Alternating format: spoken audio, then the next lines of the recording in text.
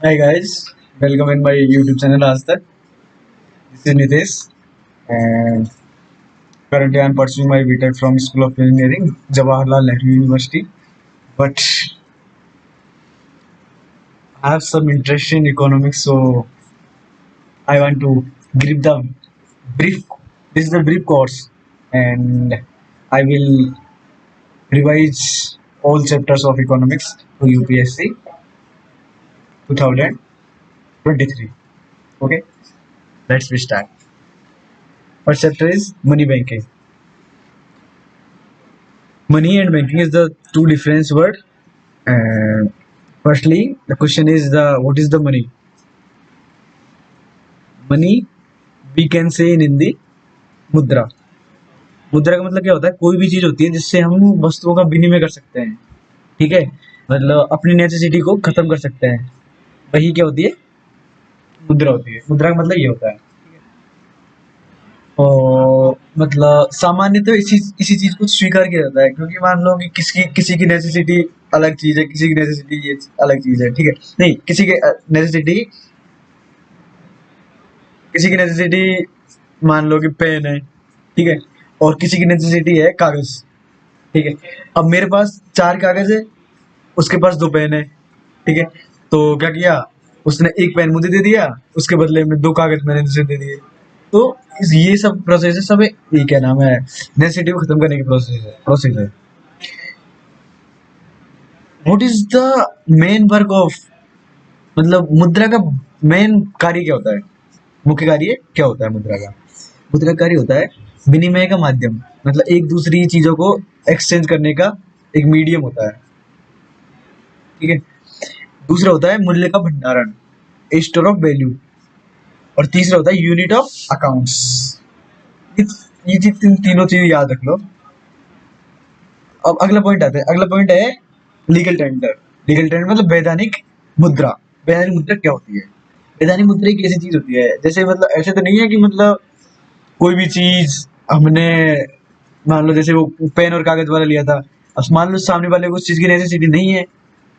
ठीक है, सामने वाले को उस चीज की नेसेसिटी नहीं है कि मुझे कागज चाहिए, उसे तो कपड़े की जरूरत है. ठीक है, तो ऐसे तो नहीं है कि हम जबरदस्ती उसे एक मतलब क्या नाम है कागज दे देंगे और बोलेंगे कि हमको पेन चाहिए, क्योंकि उसे तो उसके पास तो ऑलरेडी कागज है. ठीक है, तो एक चीज ऐसी होती है कि मतलब हम उस चीज का निर्धारित कर देते हैं, मतलब कि जैसे करेंसी. ठीक है, जैसे कि कोई भी चीज होती है, उसके बदले में हम उन्हें कुछ पे कर देते हैं. ठीक है, और सामान ले लेते हैं. उसके बदले में वो आदमी उस करेंसी करेंसी से चाहे कपड़े खरीदे, चाहे कुछ भी खरीदे, कुछ भी खरीद सकता है. तो ये सब लीगल टेंडर होता है. लीगल टेंडर के अंदर दो चीज आती है, एक तो है बैंक नोट और एक सिक्का. नोट, नोट का मतलब तुम जानते ही हो क्या होता है, कागज का नोट. और सिक्के का मतलब कॉइन्स. ठीक है, बैंक नोट और सिक्के को सामूहिक रूप से करेंसी कहते हैं. इसे करेंसी और चलन भी कहते हैं हिंदी में. ठीक है, अब आगे आते हैं. आगे क्या होता है, what is the difference between मुद्रा एंड चलन और करेंसी? तो दोनों में क्या क्या डिफरेंस होता है? ठीक है, मुद्रा, मुद्रा होती है अपन जैसे एक बैन आरेख, मतलब सब सब जैसे एक ब्रह्मांड है, ब्रह्मांड पूरा है. ठीक है, उसमें एक अर्थ है, एक सन है, ये वाला सीन होता है. तो क्या नाम है, जैसे मुद्रा हुई वो तो ब्रह्मांड है, और सन है वो है करेंसी, और डिमांड डिपॉजिट ये सब मुद्रा है. अब है डिमांड फॉर मनी, मुद्रा की मांग. किन्स, किन्स का नाम सुने सुना ही होगा, जो बहुत सारी थ्योरी दी है उन्होंने इकोनॉमिक्स के बारे में. ठीक है, तो किन्स के अनुसार मुद्रा की तीन प्रकार की वो होती है मांग. मुद्रा की मांग तीन प्रकार की होती है. पहला है,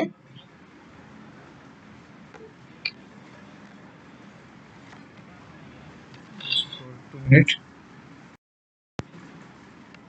स्टार्ट हो गया. तो किन्स के अनुसार तीन प्रकार की मुद्रा की मांगे होती है. पहला है transitionary demand for money. Transitionary demand for money, तुम ये चीज याद करोगे. सेकंड होता है प्रिकॉशनरी डिमांड फॉर मनी. और थर्ड होता है स्पेक्यूलेटिव डिमांड फॉर मनी. सब राइट कर लेना, ये सब भी बहुत इंपॉर्टेंट है यार. ठीक है, अकॉर्डिंग टू किन्स, किन्स महोदय क्या बोलते हैं, मुद्रा की मांग लोगों की आय से सीधे रूप से जुड़ी होती है। मुद्रा की मांग होती है ना, जो लोगों की आय के सीधे रूप से जुड़ी होती है। कैसे, किस तरीके से? आय के बढ़ने पर मुद्रा की मांग बढ़ती है। ठीक है। अगर क्या नाम है, किसी भी आदमी की इनकम बढ़ी, ठीक है, इनकम बढ़ी तो क्या करना चाहेगा, ज्यादा से ज्यादा मतलब कंज्यूम करना चाहेगा, मतलब सामान खरीदना चाहेगा, उसकी अलग शौक बढ़ जाएंगे। ठीक है, वो लग्जरी चीजों को अफोर्ड करने लग जाएगा। तो उस चीज के लिए क्या क्या चाहिए होगा? मुद्रा। तो इनकम बढ़ी तो ऑब्वियस सी बात है, क्या ना, मुद्रा की मांग भी बढ़ जाएगी। ठीक है। इसी प्रकार किन्स के अनुसार मुद्रा की मांग और ब्याज दर में विपरीत संबंध होता है। मुद्रा की मांग और ब्याज दर में, ठीक है, जैसे क्या नाम है, अपन बैंक है, बैंक से बैंक से हम कोई भी उधार ले रहे हैं, कोई भी चीज है, ठीक है, बैंक से कोई भी चीज हमने उधार ली, तो बैंक क्या लगाता है उस पे? ब्याज। अगर ब्याज बढ़ा दिया उसने, तो सीधी सी बात है, हम पैसा लेना नहीं जाएंगे ना, पैसे क्यों लेंगे? तो धीरे धीरे उसकी डिमांड कम हो जाएगी। तो this is the inversely proportional for interest rate. तो ग्राफ तो पता ही है तुम्हें, ग्राफ एक्स, ये वाई का हो जाएगा, ये एक्स का हो जाएगा, तो ये वाला आएगा, ये वाला। सेकंड है, this is the another important for you, money supply. इसको तुम याद रख लेना एक पॉइंट ऑफ व्यू से। जीडीपी और ब्याज दरों से मतलब किसी भी अर्थव्यवस्था में मुद्रा की आपूर्ति केंद्रीय बैंक द्वारा निर्धारित की जाती है। मुद्रा की आपूर्ति कौन करता है? केंद्रीय बैंक, क्योंकि लोग सेविंग कर लेते हैं।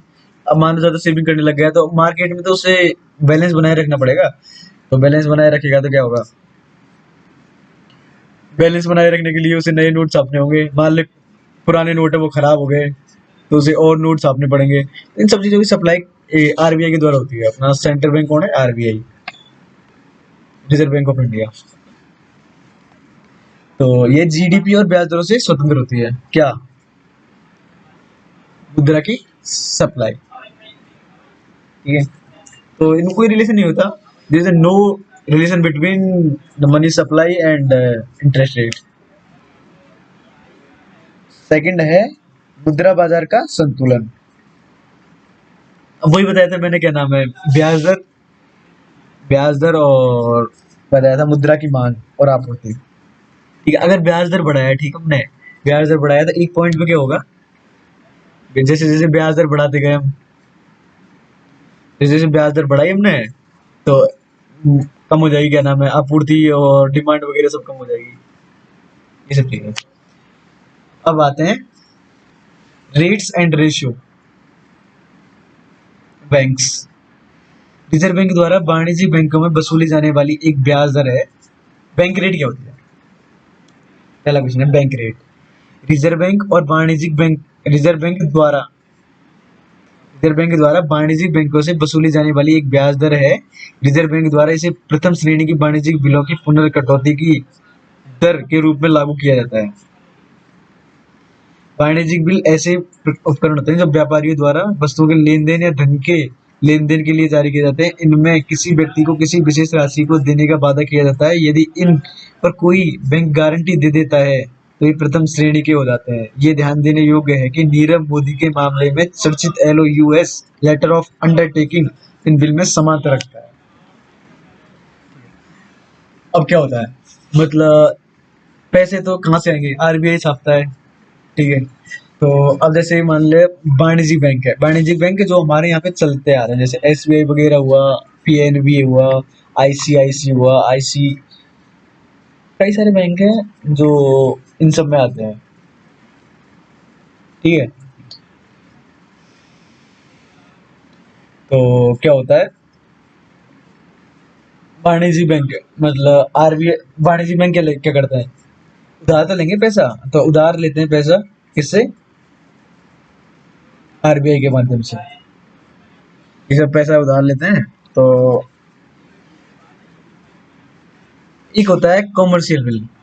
कॉमर्शियल बिल में क्या होता है, मतलब कि कोई भी बैंक होता है जो एक मोहर लगा के देती है, मतलब वो मार्केट में चलता है। जैसे अपने इंडिया में नहीं चलता, लेकिन फॉरेन कंट्रीज में इसका बहुत ज्यादा वो है। तो क्या होता है कॉमर्शियल बिल में, एक बैंक के द्वारा उसका सील लगा दी जाती है, स्टैंप लगा दिया जाता है। तो अगर तुम उसे क्या नाम है किसी और बैंक में दोगे तो वो बैंक है ना उसका वो दे देता है क्या, पैसा दे देता है और उस बिल को रख लेता है। और बिल को रखा और वापस वो उसी बैंक में पहुंचा देगा, उसी बैंक में पहुंचाया तो उस आदमी का अकाउंट किसमें होता है, जहाँ से वो उसने स्टाम्प लगाई थी उसमें होता है, तो वो अपने आप उसमें से टाइम होते ही पैसा काट लेता है।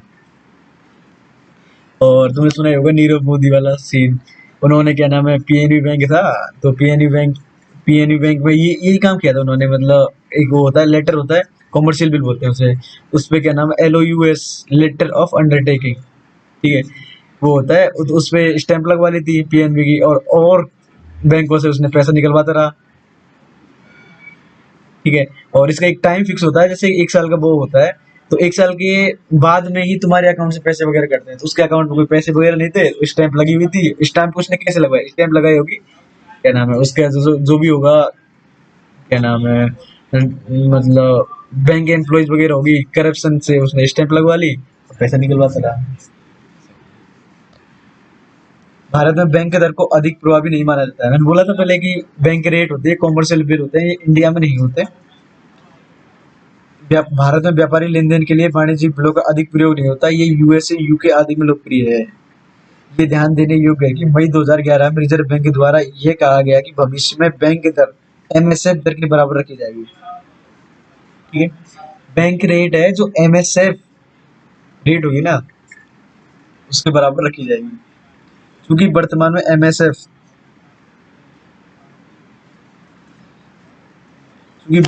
MSF दर 5 पॉइंट, ये कुछ रेटेज होती है मतलब RBI द्वारा लगाई जाती है, तो उसमें क्या होता है मतलब एक मैक्सिमम वाली, मेरे हिसाब से मैक्सिमम होती है, तो मैक्सिमम में क्या होता है कि तुम इससे ऊपर नहीं कर सकते, मतलब रेट है तुम्हें इसके अंडर में रखनी पड़ेगी, नहीं तो बैंक है, बैंक तो कुछ भी लगा सकता है। तो एक MSF दर मतलब जैसे अभी वर्तमान में कितनी चल रही है 5 पॉइंट मतलब 5.65% की समथिंग MSF दर चल रही है, इसलिए बैंक की दर भी कितनी होगी, मैक्सिमम कितना लगा सकते हैं हम 5.65% लगा सकते हैं।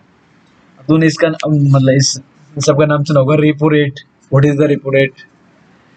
तो रेपो रेट में क्या होता है, ब्याज की ब्याज दर जो रिजर्व बैंक वाणिज्य बैंकों से वसूलता है, ठीक है। एक रेट होती है, जैसे क्या नाम है हमने किसी से लोन वगैरह लिया, ठीक है, तो वो क्या करता है, लोन लिया हमने तो एक एक ब्याज दर पे देता है हमें मतलब बैंक वगैरह, तो उसके हिसाब से काटता रहता है वो पैसा वगैरह जो भी होता है वो काटता रहता है। तो रेपो रेट भी ऐसा ही होता है, जब वाणिज्यिक बैंक रहता है ना वो RBI या केंद्रीय बैंक होता है उससे पैसा लेता है, तो उन पे भी ब्याज दर लगाई जाती है, so that we will call of it repo rate, okay. Repo rate के अंतर्गत सौंपी जाने वाली सरकारी प्रतिभूतियों की पुनर्खरीद के वादे के आधार पर वाणिज्यिक बैंक रिजर्व बैंक से धन उधार लेता है। और ऐसा नहीं है कि मतलब कि ले लिया उसके बदले में तुम्हें कुछ रखना होता है, गिरवी रखना होता है, ठीक है।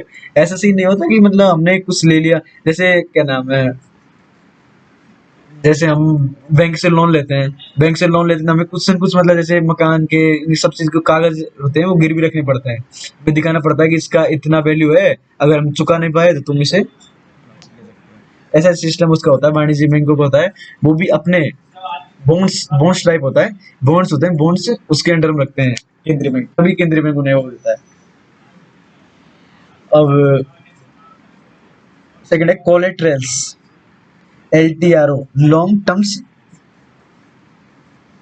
Repo operation, LTRO, what is the full form of LTRO, long terms repo operation.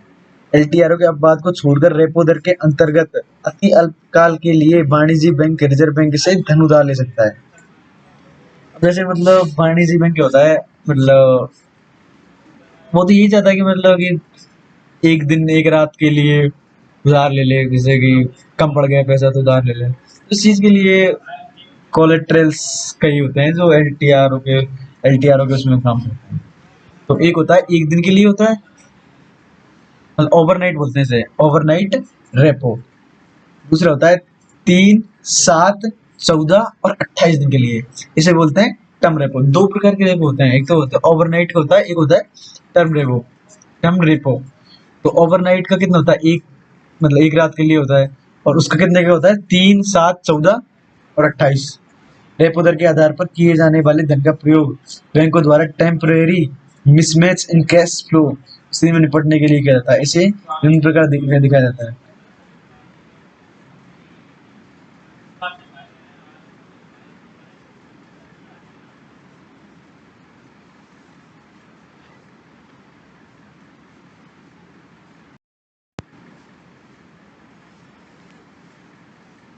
ये ध्यान देने योग्य है कि भारत में रिजर्व बैंक रेपो दर के माध्यम से ही मौद्रिक नीति यानी मॉनेटरी पॉलिसी को संचालित करता है।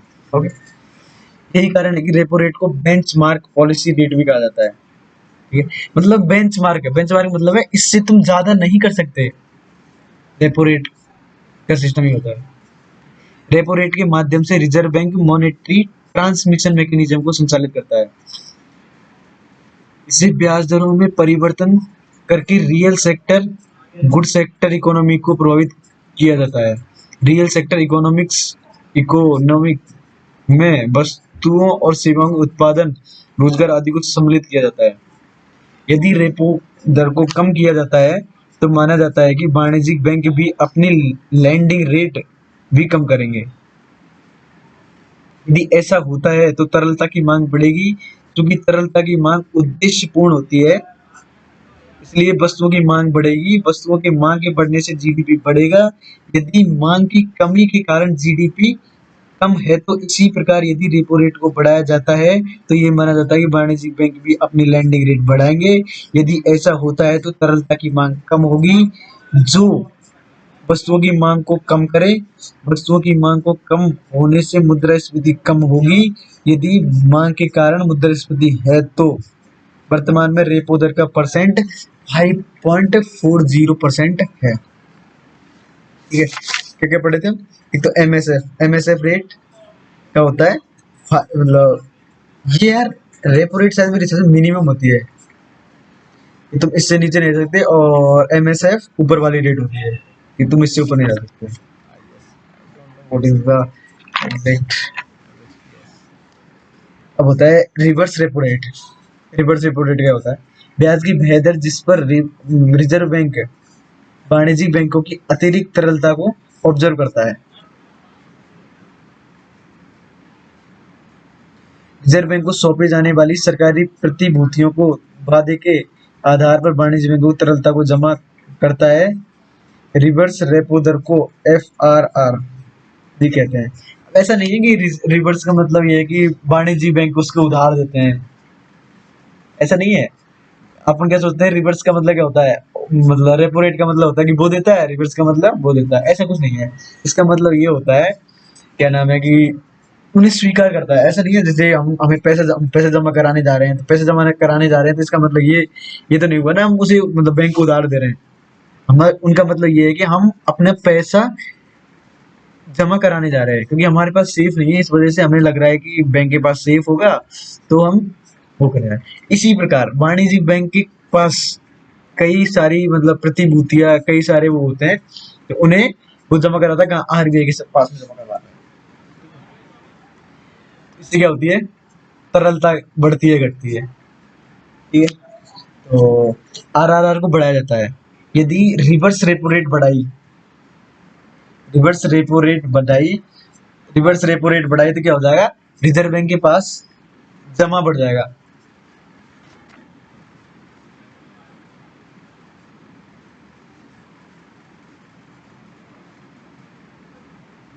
और तरलता की मात्रा में कमी आ जाएगी।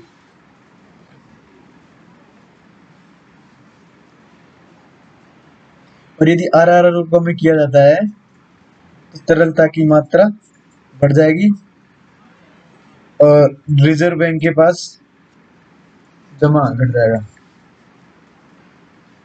रेपो रेट ब्याज दर पर असर डालती है, सीधी बात है। रिवर्स रेपो रेट तरलता की मात्रा पर असर डालती है। ठीक है, वर्तमान में FRR है, ये कितना है, 3.35%।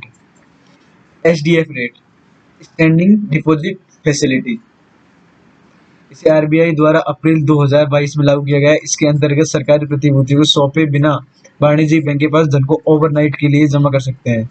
इस सुविधा को यूडीएफ अनकोलेटरलाइज्ड डिपॉजिट फैसिलिटी भी कहते हैं। इसका पहली बार सुझाव उर्जित पटेल समिति द्वारा दिया गया था और यूनियन बजट 2018-19 को लागू का प्रस्ताव दिया गया था। रिजर्व बैंक द्वारा इस दर को लागू करते समय यह कहा गया कि यह बिंदु रेपो दर की तुलना में 25 आधार बिंदु 0.25% नीचे रहेगी। वर्तमान में रेपो दर 5.40% है, इसलिए एचडीएफ रेट 5.15% है। ये ध्यान देने योग्य है कि आरबीआई के ट्रेडिंग प्लेटफॉर्म ई कुबर का प्रयोग इसके वाणिज्यिक बैंक एचडीएफ रेट के आधार पर रिजर्व बैंक को धन जमा करा सकते हैं। अब आई एमएसएफ, ठीक है।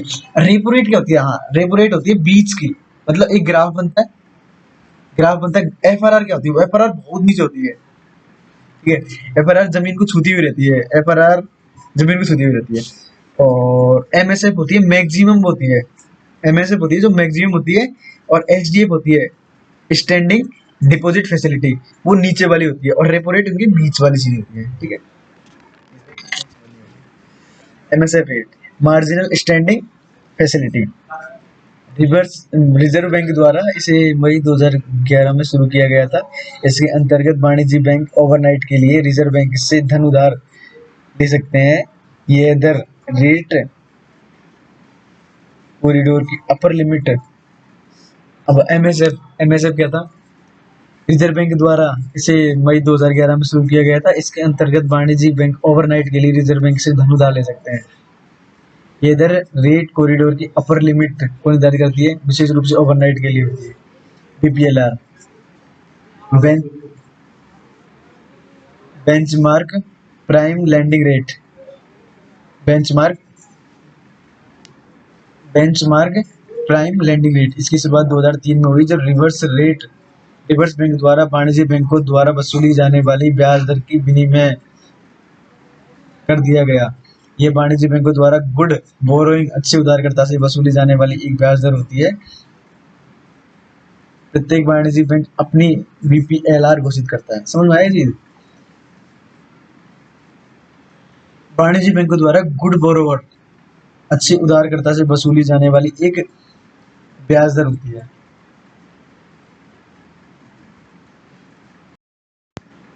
जैसे हम सब लोगों ने देखा था, बीपीएलआर का मतलब होता है रिजर्व बैंक द्वारा वाणिज्यिक बैंकों से वसूली जाने वाली ब्याज दर है। ये सब होता है, क्या नाम है, बीपीएलआर का मतलब होता है, ठीक है।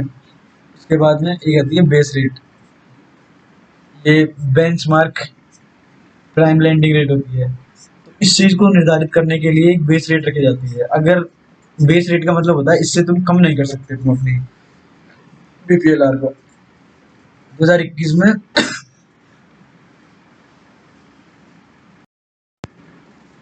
2010 में दीपक मोहंती समिति सिफारिशों पर इसे लागू किया गया। बैंकों में स्वस्थ प्रतियोगिता सुनिश्चित करने के लिए इसे लाया गया। बैंक अपने बीपीएलआर को एक स्तर से नीचे नहीं ले जा सकते, इसके लिए इसे लाया गया। अन्य बातों के अलावा बेस रेट के निर्धारण में एवरेज कॉस्ट ऑफ फंड को मुख्य रूप से ध्यान में रखा जाता है। तो हेल्दी कंपटीशन हो बैंकों के उसमें, इस वजह से इसको लाया गया है कि लोग, मतलब बैंक होता है ना कि अपना बीपीएलआर को कम कर देते हैं, तो उससे क्या होगा कि ग्राहक का अट्रैक्शन उधर होगा। ये सबको कम करने के लिए बेस रेट वगैरह सब लग रही है।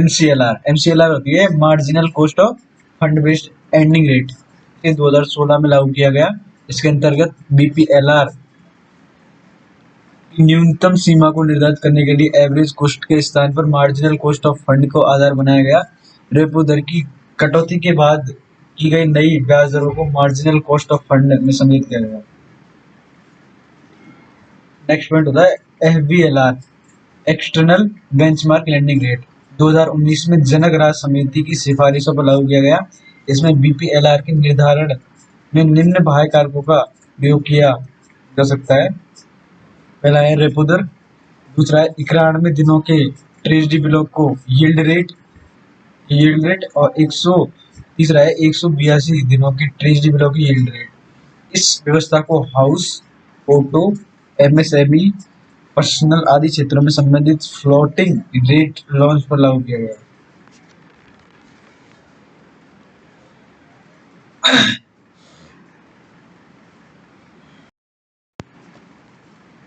सीआरआर होता है कैश रिवर्स रेशियो, नगद आरक्षण अनुपात या नगद कोषानुपात। क्या होता है? सीआरआर का मतलब होता है वाणिज्यिक बैंक द्वारा जो पैसा लिया जाता है रिवर्स, मतलब रिजर्व बैंक से, उसमें क्या होता है, वाणिज्यिक बैंक कहता होता है वो एनडीटीएल, नेट डिमांड, टी मतलब टाइम, और एल मतलब लाइबिलिटीज। ठीक है, इन सबको उनके पास में रखता है, रिजर्व बैंक के पास में।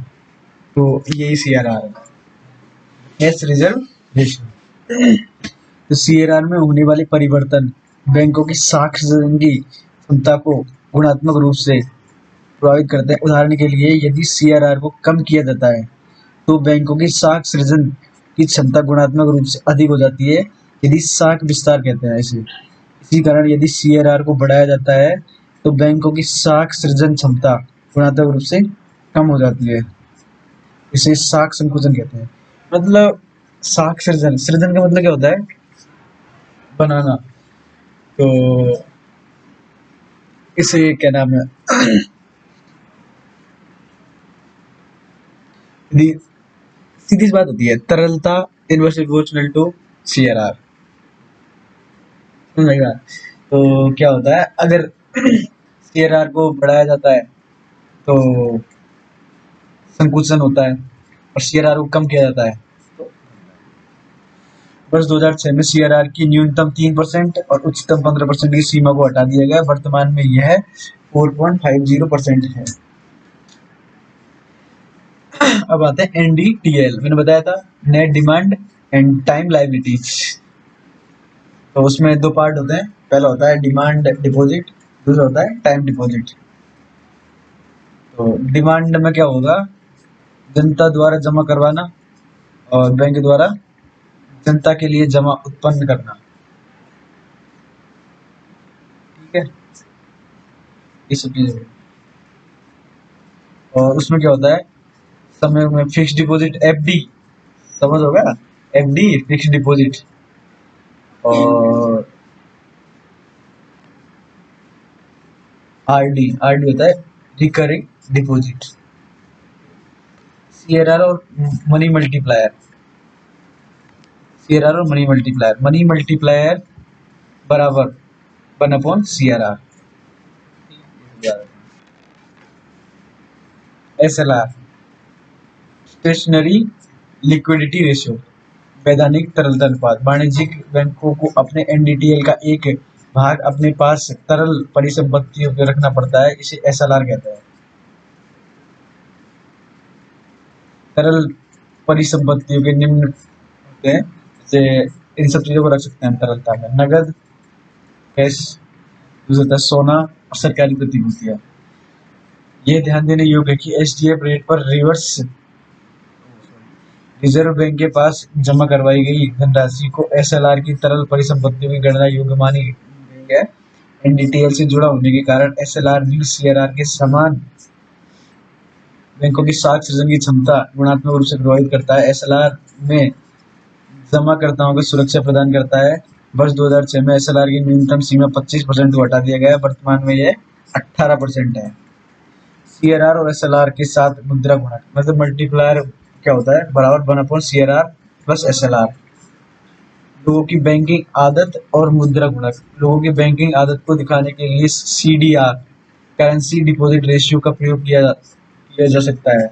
ये जमाओं का वह भाग है जिसे लोग करेंसी के रूप में पास रखना चाहते हैं। यदि लोग में बैंकिंग आदत अच्छा है तो सीडीआर का मान कम होगा, इससे विपरीत सीडीआर का मान अधिक होगा। सीडीआर के साथ मुद्रा गुणक का सूत्र निम्न प्रकार है।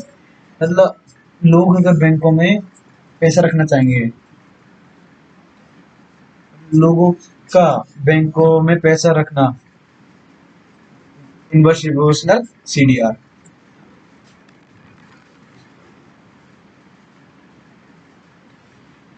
CRAR capital to risk weight assets ratio, इसे पूंजी पर्याप्त अनुपात भी कहते हैं। बैंकों को अपनी कुल जोखिम भारित परिसंपत्तियों का एक निश्चित अनुपात कोर कैपिटल के रूप में रखना चाहिए। इसे CRAR कहते हैं। जोखिम भारित परिसंपत्तियों के मुख्य रूप से बैंकों द्वारा दिए जाने वाले ऋणों को सम्मिलित किया जाता है। कोर कैपिटल में यह पूंजी शामिल की जाती है जो किसी भी आर्थिक संकट का समय एक बैंक बिना किसी दबाव के इनका इस्तेमाल कर सकता है। अन्य घटकों के अलावा इन्हें मुख्य रूप से इक्विटी से प्राप्त पूंजी को सम्मिलित किया जाता है। मानकों के अनुसार CRAR का स्तर 8% होना चाहिए, लेकिन भारत में इसे 9% पर रखा गया है, जिसका विवरण निम्न प्रकार है। टायर 1 कम से कम 7%, टायर 2 कम से कम 5.5%। इसके अलावा कॉमन इक्विटी के रूप में 2.5% CCB कैपिटल कंजर्वेशन